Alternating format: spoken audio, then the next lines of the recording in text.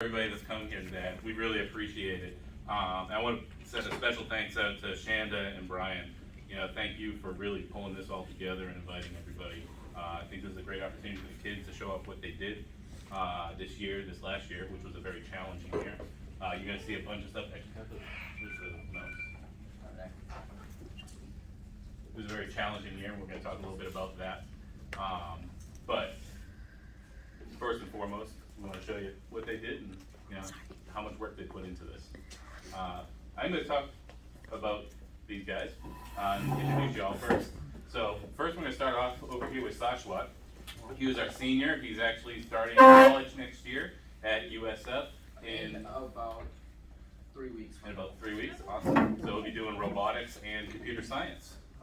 So very good. And then over here we got our rising seniors with Diego and Dominic. Diego was our president of the club last year, and Dominic was the vice president of the club. And then over here we got our rising juniors with Alana and Kylie. Alana is our incoming president of the club, and Kylie is the vice president of the club. And then our upcoming sophomore, Josh, and he is our treasurer of the club. So thank you guys. Awesome. So I'm going to talk to you a little bit about first. We did have another student that wasn't able to make it, so I'm going to take over the slides on this. But these guys pulled this all together, all the PowerPoint and everything. So I'm very proud of them for that. So first off, what is FIRST and what does it mean, right? What does it stand for? Because it is an acronym. And it stands for Inspiration and Recognition of Science and Technology. Okay? And does anybody know who this gentleman is? Dean Kamen. Dean Kamen, all right, we got one. Anybody else ever heard of him? So he's a pretty special person, actually. What's that? Anybody familiar with that? Segway, right? So he actually invented the Segway, right? And a lot of you might say, well, didn't he die? Didn't he run it off a cliff? Right? Yeah, so no, he didn't. He sold that company, and the person that bought it ran it off a cliff. So no, he's still with us. He's still with us. Another thing you might have seen around that he invented was the Coke freestyle machines. And if you ever want to learn a little bit about him, he's a very unique person. There is a documentary on Netflix about him, and especially about the Coke freestyle machine, because that wasn't designed as something to make money. That was actually designed. He designed a water purification machine for third world countries to be able to, be able to take swamp water and turn it into potable water. And in an effort to distribute that, he got with the Coke company and said, "Help me." And they said, "Well, we'll help you if you help us and help us redesign our our soda fountains." So he designed that for them. So he's a very, very unique person. But really, what FIRST is all about is getting kids inspired in engineering, science, technology, and really pushing them to understand that it's not boring, it's fun, and these competitions are great. And what's cool about it is they can get started in the elementary and middle school time with the first Lego League. And Alana and Dominic were actually in the same, were you in there too? No, you weren't, I didn't think so. We're in the first Lego League in the same year. You were the Sassy Silver Wolves, right?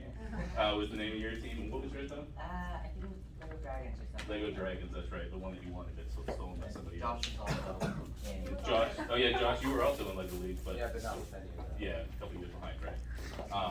And so that's a fun competition that they build with Legos and little programmable robots there. And they have two other types of competitions as well. They have the Tech Challenge is what they're involved in, and it's these robots here. And then they have the robotics competition. The robotics competition is one that I'm actually very fond of because in 1992 when they started, it was when I was in high school, and I got to be involved in it at the beginning.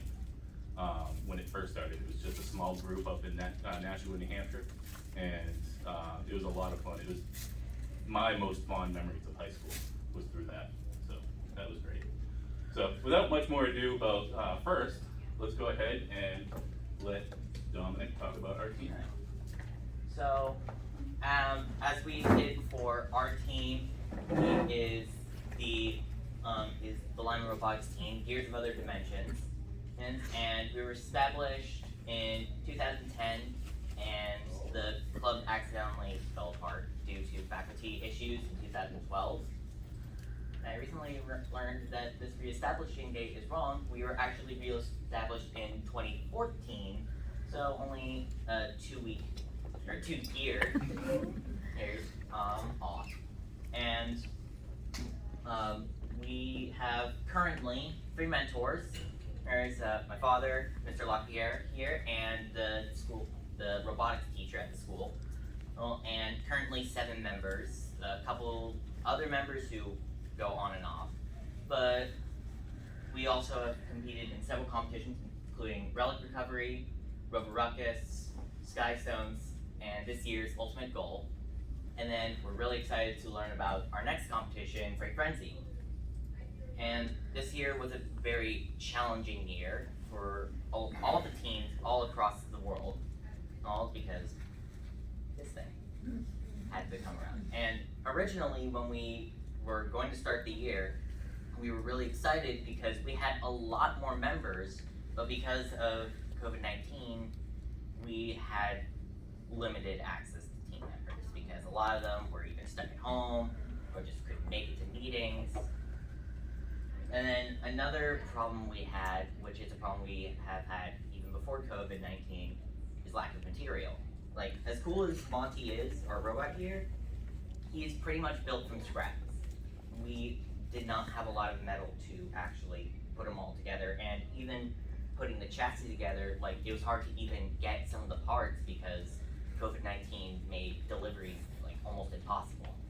And a lot of teams had already pre-bought before we were even able to get access to them.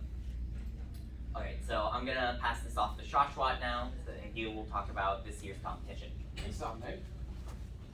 So in this season, we had to, our team participated in first FTC's ultimate goal, which was the challenge. These matches are usually held in gyms where 4 teams compete each other with robots, and they come out in 3 different phases. The first phase is the autonomous phase, where the robot moves on its own for the first 30 seconds. And then the main game, which is the second phase, where the teams will driver control the robot. And the last phase is the end game, which is the matches last 30 seconds. That's the gyms, where the robots will compete with each other. And this is essentially what you see here, the robot and the 2 wobbly goals. And it, essentially in this challenge, the robot shoots rings in front of these goals, and also deals with a human player who supplies rings during the main game period. Now I'm gonna hand it over to. I think there's a video that you can watch. There's a YouTube link right here.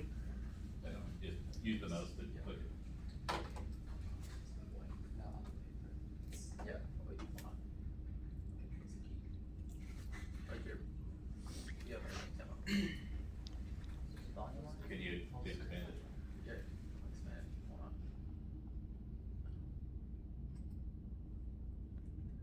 Oh, doesn't look like we have volume. All the way up. Can you go right there? Sorry.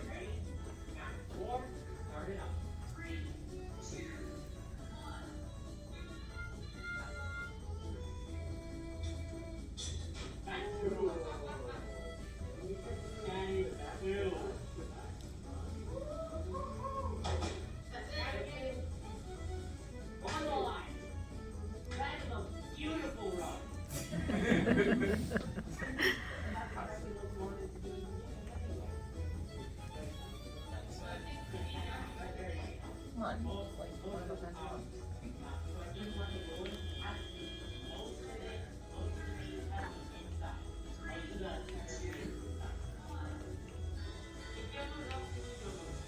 Still have 1 ring left in there. You know what? I'm just gonna call that the ammo rack now.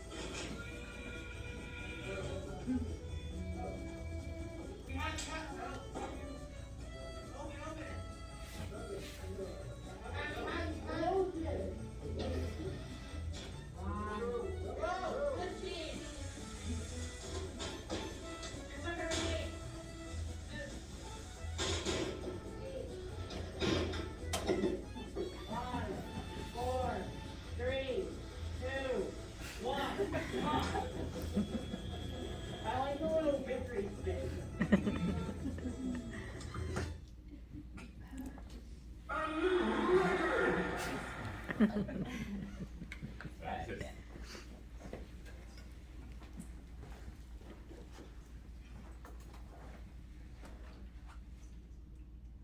Swing over to the outreach. You could be slippers then. And that was the match, and now the match will go. Live demo? Yeah. Alright. Turn everything on.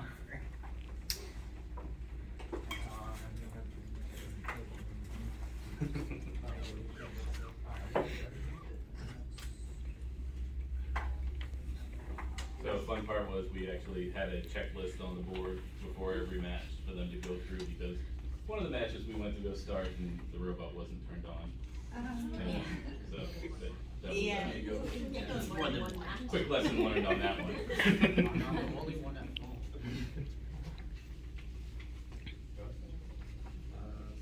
Start in A, start in B to get it connected.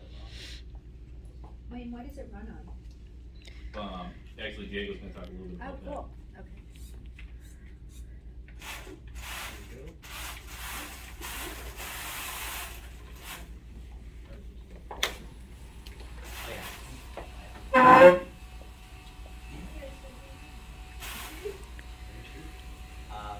You wanna turn it around? Yeah, you want to turn it around. Yeah, not at B, please. Thank you. No, you're the car. Yeah, remember? One play, aim, one play, center. It's weird doing it from this angle. Yeah, it is really weird. There you go.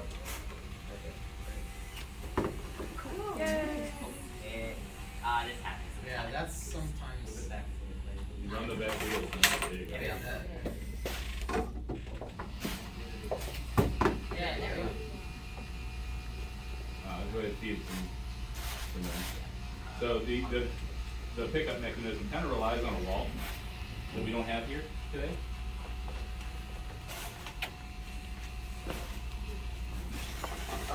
Well, you can't lose.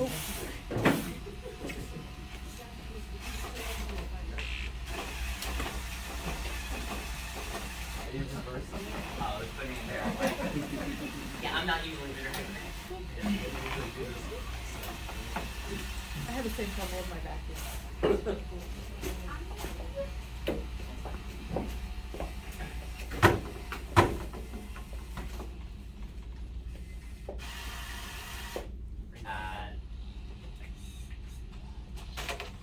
Yeah, so stuff like this, what? we had like work around. Why Sometimes it did. don't we go into Yeah. explaining the robot now? I don't know. I don't know what happened. It's yellow, meaning the battery lost. Yeah, I guess the battery died. Oh, that's fun. Grab the one with the green. The one that's lit up green. Where's the cable? Alright, excellent. Oh wait, we're on this side. Yeah. So pretty much, this is, I think, the only part we actually bought for this year, which is pretty much a drivetrain, which is just has motors, basic base, whole entire thing. And the main part that I really like about this is the Omni wheels, which is, so like for regular wheels, like say a car, like you only move like kind of like that. For the Omni wheels, you can move to the side, which is really useful for like positioning, for like getting goals right. And that's it for that part. Control hub, pretty much the brain. That's comparison, honestly. Has all like its connections to servo, and then it also connects to the phone, which connects to the controllers. And shooter. This has a lot of present. So just go from the intake. So the intake pretty much takes in the rings from like pushing it against the wall. You have to push against the wall because sometimes it just didn't work like that. So we can do it. But and then take it in through like a system, which is made so that top rollers can only roll like one way, and then the bottom can roll the other way, so it pushes it up through. And then makes it to the loader right here, the white part, and it can only contain 3 rings, which is the maximum we're allowed to hold for this tournament. It would be nice if we can hold more, but oh well. And then the servo, it's not visible here, but right here, see it? kind of like, it looks insignificant, but it really helps a lot as it pushes the bottom ring forward, so it doesn't shoot like all 3 rings, which would like lead to a lot of chaos. It also lets the motors for the shooter rev up to like 5,000 RPM, I believe. Yeah. And then at that speed, it can actually get it precise and at the fastest speed it can, which really helps a lot in the long run. And then we have the claw. So I think for the first like 3 competitions, we didn't have the claw because we mostly like worked on the shooter part. And oh yeah, one thing was that we kind of started like I think a month late. More than that. Yeah, 2 months late. So because we were trying to get the club back together, so we kind of had like a late start compared to other teams. And then yeah, so the claw was pretty much just one motor like lifting up and down with the use of a joystick on the controller, and then just opening and closing. Main purpose is to move these about the field and then take it out. It doesn't seem much, but it really gives like half the points you get for the competition, and it honestly saved us a lot of time. And that's pretty much the main parts of the robot. Oh yeah, this one. So Actually, is Josh gonna do that one or are you gonna do it? I got this one. So this is the driver controller pretty much. We made it kind of basic so that like anyone could like do it. Pretty much this joystick would just like move it about. Didn't include it here, but this one like turns it to like the side. And then these are the settings for the movement of the robot, so we can like have the best pretty much use of it. Then this part is more complex, but it really just covers everything we need. So here we got conveyor, which just like takes it in, and then we got the shooter, which shoots the bullets, and have the functions for the arms and the claw over here. And then we also have the pusher, which is a little servo that we use to turn. And here we have the shooter speeds, which allows us to shoot at different locations on the gameplay. Yeah. There you go, Josh. Okay. So we have 2 phases during our robot programming. The first phase is called the autonomous phase, where normally you control the robot like we showed you with the controllers. But the autonomous phase doesn't allow anyone to manually input stuff, so you have to pre-program all movements according to the power, like inputting power and also using sensors to detect walls, colors, all the stages. They have certain things you can use to help you line up and be more precise. Sadly, we didn't have any sensors on our robot during this time, but we hope to make that change next year. And then the driver control, you have to take inputs from the controller and transfer that into the robot, because, well, it doesn't do it just out of nowhere. Oh. So after the driver control, we have to input the bumpers that do the conveyor and every other thing he showed you before. And then the way we do this is first provides either 2 methods of doing it. They have it's called onbot Java. They have their own coding library, which you can do manually, shown on the bottom right below. But you have to know Java for that, which we don't.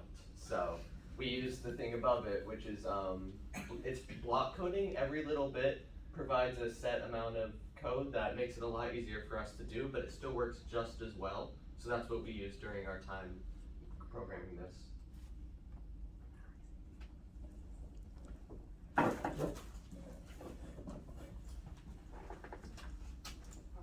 Alright, you guys sponsor our team. For starters, your company logo would be displayed on the back of these 2 shirts. They'd be displayed on the back of our shirts that get seen by hundreds of people at our competitions, students, mentors, viewers, anyone else. Anything we buy using your given funds would be unboxed on a YouTube channel, giving you exposure. At the end of each YouTube videos, we also give a shout out to our sponsors for making what we do possible.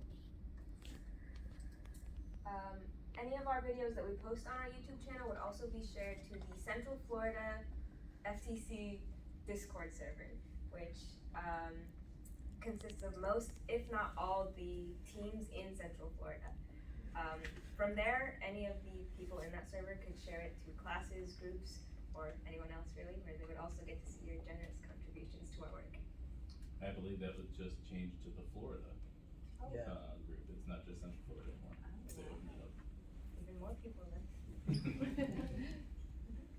If you don't know what Discord is, it is a user-friendly communication site in which we can reach a very large amount of people of similar interests and hobbies with a single message, which is extremely useful for outreaching. Questions? Anybody have any questions about the robot and how it How long did works? it take you to build the robot? How long were you working on it? Over time, it a lot of things had to change during the robot because the robot did not look like this at all when we first started this. Like, the multiple rollers that we have was originally just a simple flat belt with like 3 rollers that rolled it up, but it kept getting jammed. So then we switched it to the design we had, and originally our thing that took all the rings, it flipped down, but we changed that because it kept slamming into the wall, and we didn't like that. But then also the shooter has gone through several iterations. So overall, I'd say maybe like 6 months. So we started in November, I believe it was, around when we started, and we had a series of competitions. Were there 6 total? Yeah, 6 6 not competitions. including the final. Yeah, and every competition that we had, there was a different iteration of the robot, just adding more to it and growing. Are there more competitions, or is this robot done for competition? For this competition year, yes, the robot is done.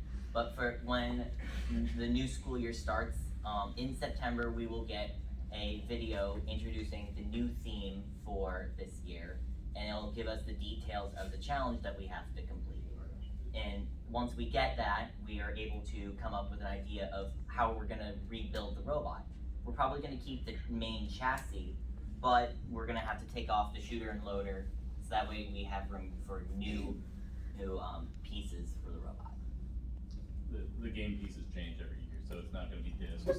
So sometimes they're blocks that look like big Legos, or softballs, or not softballs, wiffle balls. So they always have something a little different. But they do try to reuse game pieces across multiple years, so that if you already have acquired them, you don't have to go and buy them every time. If I remember correctly, this year we believe that they're going to be using the wiffle balls and small plastic cubes this year, so which have been used before in previous seasons. So do you guys get an indication of what it's gonna be? Is that how you know that, so you can start to prepare? They released a video around September introducing the challenge and presenting all the rules for the new thing, how to score and whatnot, because we gotta know how to do stuff at the end of the year. They do put out some teaser videos throughout the year as well. Okay. And how did you come up with the name? That was my idea. Did any of you watch The Big Bang Theory? Yes. There's an episode where they make a battle bot and they name it Monty. And I decided to name it that after these guys tried to kill me with it. Oh yeah, during Autonomous it nearly took them out once. Well, we built a robot that's able to shoot stuff. What do you want? Yeah, this was actually a very special competition because normally projectiles are not allowed. But this was the first time that they were like, yes, we want you to shoot stuff. Previous competitions, like, alright, you need to stack, so a lot of people were using like belt systems and whatnot. We were trying to do that. It didn't work out because we didn't have the right materials. And the year before, you had to get stuff on top of a lander and dump them in, and we also had difficulties doing that because we tried using a pulley system that kept breaking. So projectiles is your expertise, apparently. Okay, got it. But we're probably gonna have to do something different this year. It's probably not gonna be projectiles, sadly. But now that we have a lot more experience with getting a much better design, we can probably do something a lot better than the year prior. We've improved a lot since like last year. Like last year was just a base, a little pulley system, I think like 2 little parts that move, and that's pretty much it. Yeah. We kind of like mainly depend on other teams. Yes. Now we've really improved and we actually got a full functioning robot that can actually score points on its own. Doesn't depend on anyone else. One of the unique things about the competition, there's 4 robots on the field. 2 of the robots are alliance, right? And then the other 2 are you're against. And you don't know who you're gonna be allied with, right? Ahead of time. It's very randomized at the beginning. So it's a very unique experience of cooperating with your competition, right? So it's a cool experience for the students. So during this past year, what would you say the biggest challenge was, getting you guys together to work on this, or gathering the material that you need to do it? I'd say it's probably the material. I feel that's always been one of our main problems. Like, we eventually figured out times that we were able to get together and whatnot, but it was definitely material, because there were times it's just like we had to like come up with interesting ways of creating parts necessary that we needed. Because when we were ordering the chassis, there was like a couple very important parts that were unavailable. So we bought most of the chassis and then took what pieces that we had around us, and were able to come up with a solution to be able to come together. I can't remember because that was at the very beginning of the year. That's great. But talk a little bit about Discord and the virtual meetings that we oh yeah, we also, another way we came up with a solution for getting together is we started using Discord a lot more often and trying to do virtual meetings. So we would come together on certain days, just like, all right, let's brainstorm this, and this, and try and come up with ideas to put something together while the next time we came into the classroom to work on the robot. And we even organized some meetings outside of school, well, at my dad's office. Thank you so much for doing that this year. No problem. That we were able to take apart the robot sometimes, because the great thing about this chassis, it's really good. The bad thing is, it makes replacing the motors a living nightmare. And there have been times where we had to completely disassemble the robot just to fix one motor that was busted. Twice, yeah. Yep, it took a whole meeting just to take them apart, replace one motor, and put them right back to the way we had them. I think next year we're gonna try and figure out a more efficient way of doing that. Yeah, we're gonna make it easier to assemble this thing. Yeah. Do you guys have to travel to competitions? Or? Yes, we do. Usually these competitions are held at other schools. A lot of them, our competition area is the Space Coast, so that can be all the way from like Lake Mary to Titusville. So sometimes we have to go pretty far, but it's not that far. But if we were to make it like states and regionals, we would go probably even farther. Are there parts of the robot that are 3D printed? Yes, there are. This was actually the first year that we started using 3D printed parts, because we finally got access to a 3D printer. But we have our loader here was 3D printed, and it's gone through 3 designs. Originally, it was a more circular design, but the rings kept getting jammed. So we switched to a more, so it's like circular at the top, but then square at the bottom, and that made them sit in much nicer. Then we also have the claw, which was 3D printed. We weren't sure how we were going to do it at first. It's like, well, why don't we 3D print the parts? That would make things a lot easier. And then, if I can flip this around, yeah, we have 3 3D printed wheels here that allow us to pick up the rings a lot easier. These also went through several designs, and we eventually went with these gear shapes because they allow for better traction with the smooth rings. That's also the reason why we have little zip ties here, because it's just a little bit of extra grip. Ooh, that fell out. And then also our phone holder is 3D printed, but that just these kids had to go through a lot this year.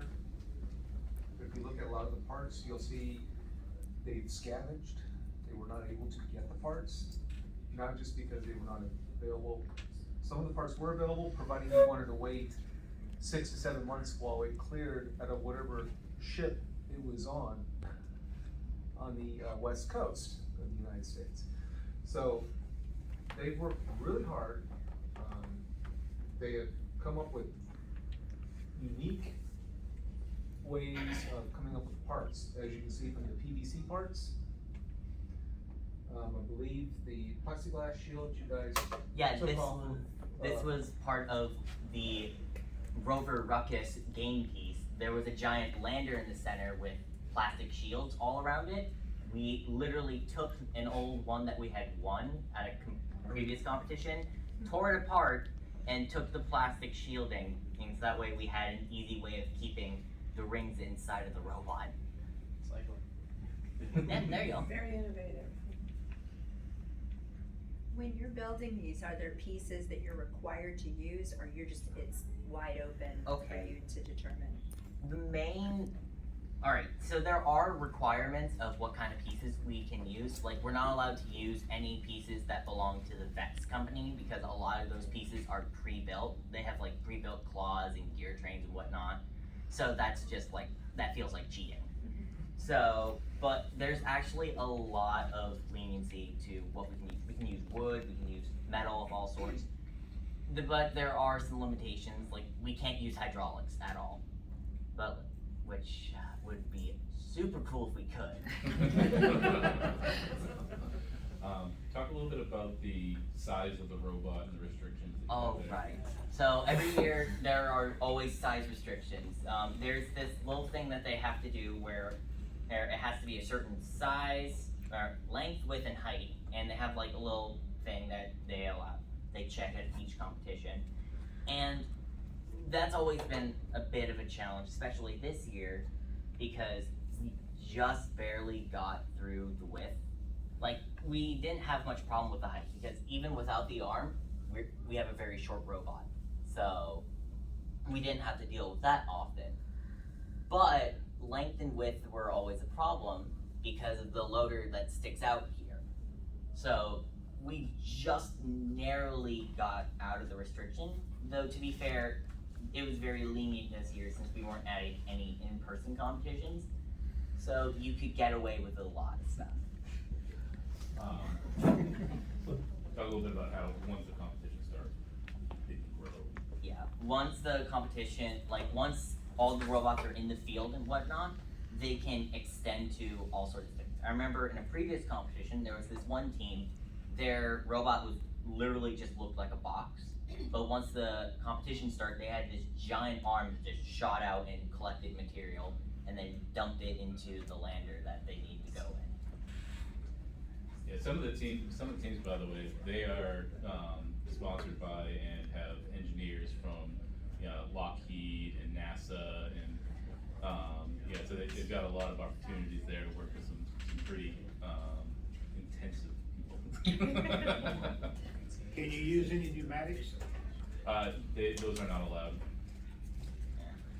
Like, any other questions? So once you guys have built this robot, is anybody gonna go off to college and do anything remotely related to robots, computer science, anything? Yeah. 3 weeks. Ready. Yeah, so he's going to USF for robotics and computer science. Okay. I might see if whatever college I go to has anything to do with like FIRST robotics, but like I'm not planning on making it a career choice because I've been set on my career for quite a while now. But like I've really enjoyed doing this, and I want to keep doing it as like a side thing because I just have so much fun doing this kind of stuff. Over the last 4 years, we've had students, we have one that's at NYT right now from this program. And he is robotics and computers. So he is a junior this year at MIT. My daughter keeps up with her little group. She graduated in 2019, so I know where some of them are doing. We have Jay and one other that was in the group that's at University of Florida, and they were accepted this year into the engineering school there. Yes. So they are doing well. Nathan's going Nathan's going into to UCF UCF. in the engineering program. Yep. My son's going to, well, he was accepted to UCF, but not until the spring. So he's at Seminole State, but he's in the engineering program at Seminole State. So something unique about Lyman, it is a magnet school in Central Florida here for engineering. So they have a primary focus of engineering if you're not zoned for the school, right? So we live in Lake Mary and the school's in Longwood. So Dominic's there for the engineering program as well. Most of these students, I believe, are all part of the engineering program, right? And yeah, it's a great program. You know, it covers a lot of different aspects. They have a aerospace class, you know, principles of engineering classes, and robotics class and everything. So it's really a very cool school. But one of our unique traits that we're trying to emphasize for this year is that we don't care if you are in the engineering program. We want everyone to have a chance to be able to come in. Like whenever we start the year, we always let people know that, hey, we don't care what experience you had. Like you could have been in first LEGO League for like 3 years in middle school, or you could have no experience whatsoever.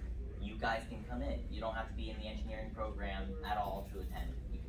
Like we want to like teach others to be able to enjoy this kind of stuff and learn how to build these robots and whatnot. And we could use is people who want to do this. Like we've had some members that are like, well, I never learned how to build a robot for, like, that's fine. We can show you how it works. We've had some people like Josh who learned how to code pretty much from scratch.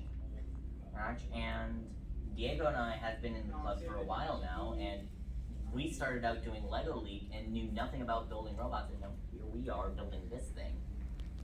This club is really like a good extension of like the engineering program, because like when we learn like the first year of engineering, just like the basics of like what engineering does, like what processes, but in this club you actually go through them and you actually experience them and learn from them. That way you can like work with other people, find like other people to work with, just make the best thing possible. I think that's I suggest to anyone that's into engineering, honestly. So what's your guys' sponsorship tiers to get on the shirt, and what's your annual goal when you're trying to get to make sure you can keep this club alive? What?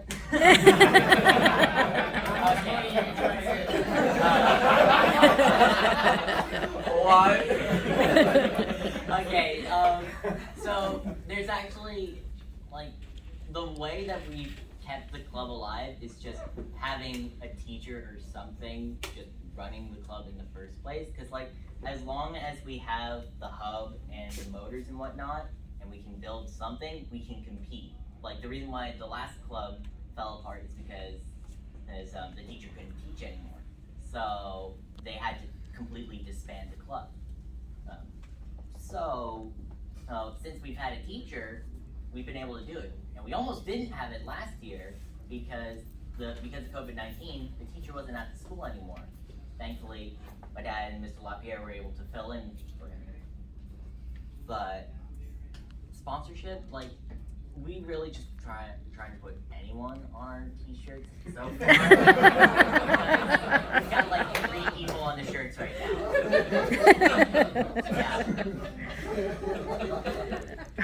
Yeah, literally anything will help.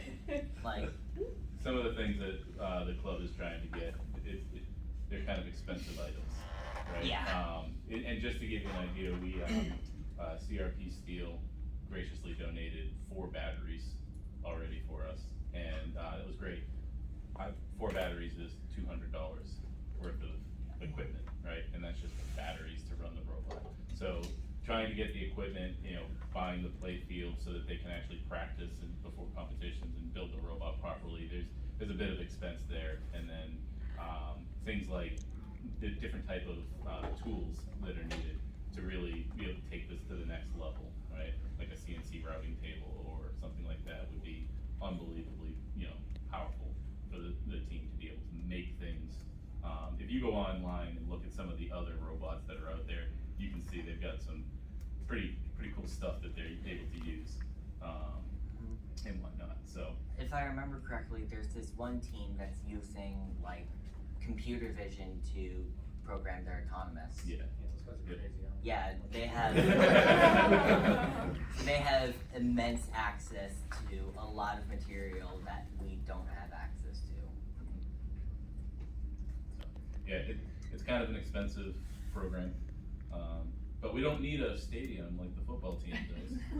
So I don't think it's that expensive. Like, as long as we have like a room that we can set up in, we should be fine, which actually reminds me, that's another challenge that we've had to deal with in previous years, is just finding space for our robotics team. Because the playfield can get kind of big. It's like, what, 12 by 12 of these foam squares? Maximum. Yeah, at max. And there's not a lot of places that you can put that. And the room that we mainly do our club in, it's filled with computers and whatnot. So you can't just move those and put mats down and take them apart. And then we got very lucky this year, since there were a lot of teachers that just weren't here. We were literally able to take over one of the science rooms and just set it up there for the entire year. But we had to take it apart this year because those teachers are coming back.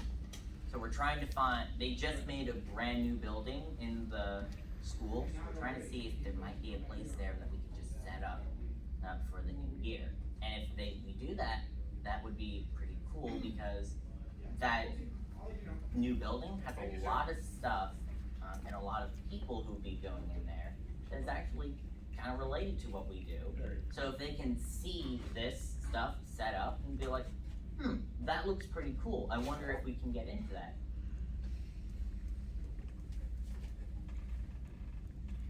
Well, very good. Unless anybody else has any questions. Anything else?